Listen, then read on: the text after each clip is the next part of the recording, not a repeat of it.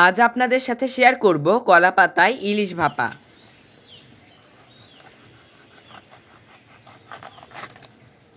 রেসিপিটি একবার হলেও বাসায় কিন্তু ট্রাই করা চাই।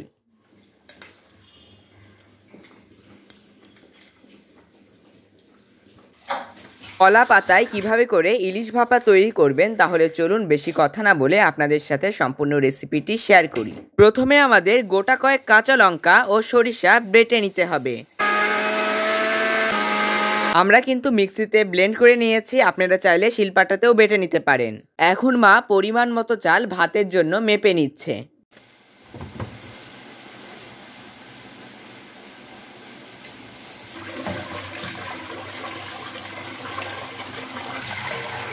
চাল ভালো করে ধুয়ে নিয়ে পরিমাণ মতো জল দিয়ে বসিয়ে দিতে হবে গ্যাসের চুলায়। ইলিশ ভাপা তৈরি করতে হলে কিন্তু আমাদের ভাতেরও প্রয়োজন, যা আপনারা একটু পরে দেখতে পারবেন।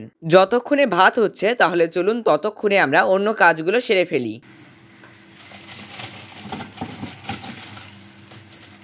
ফ্রিজ থেকে ইলিশ মাছটি বের করে নিয়ে কিছুক্ষণ নরমাল হওয়ার জন্য ইলিশ মাছটি জলের মধ্যে ভিজিয়ে রাখতে হবে।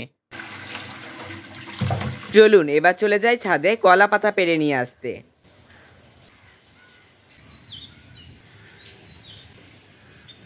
কলা গাছ যেহেতু আমাদের ছাদেই ছিল, এই জন্য কিন্তু কলা পাতা খুঁজতে আমাদের বাইরে কোথাও যেতে হয়নি।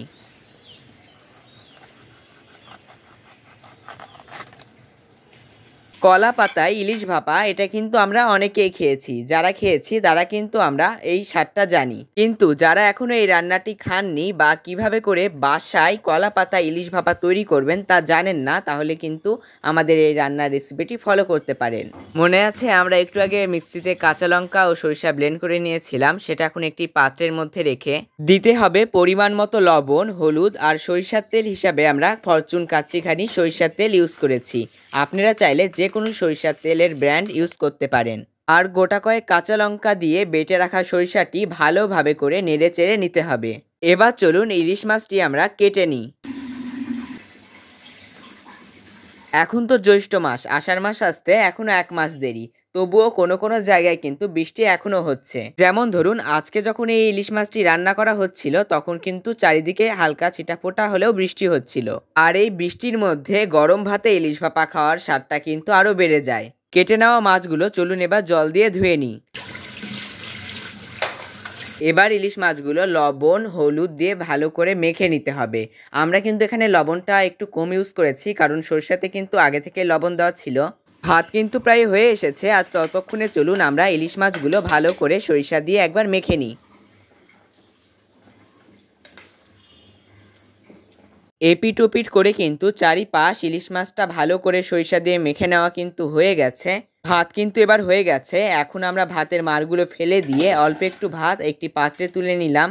এরপর একটি কলা পাতার উপর সামান্য পরিমাণ ভাত দিয়ে এরপর মেখে নেওয়া ইলিশ মাছটি বাটি সহ ভাতের উপর দিয়ে তারপর কলা পাতা ভালো করে চেপে দিতে হবে। পাতিলের নিচে থাকা ভাতের উপর কলা পাতাটি দিয়ে আমরা একটু আগে যে ভাতটি একটি পাত্রে তুলে রেখেছিলাম সেই পাত্রে থেকে ভাতটা নিয়ে এর উপরে চাপা দিয়ে কিছুক্ষণ ভাপে রাখতে হবে। 1 ঘন্টা ধরে দমে রেখে চলুন আমরা এবার দেখে আসি ইলিশ মাছের কি অবস্থা। ভাতের হাঁড়ির ঢাকনা সরাতে কিন্তু ইলিশ মাছের একটা সুন্দর সেন্ট পাওয়া যাচ্ছে। আমরা দুপুরে যে টাইমে খাবার খাই তার থেকে কিন্তু বেশ অনেকক্ষণ আগে আমরা দুপুরে খাবার খাওয়ার জন্য টেবিলে উপস্থিত।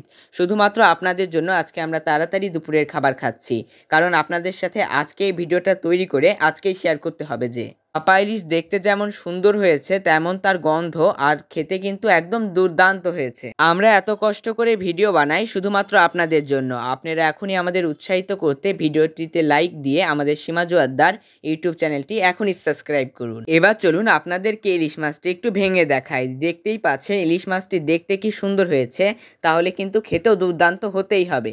আপনাদের সাথে দেখা হবে পরবর্তী কোনো ভিডিওতে। ততক্ষণ সকলে ভালো থাকবেন, সুস্থ থাকবেন। বাই।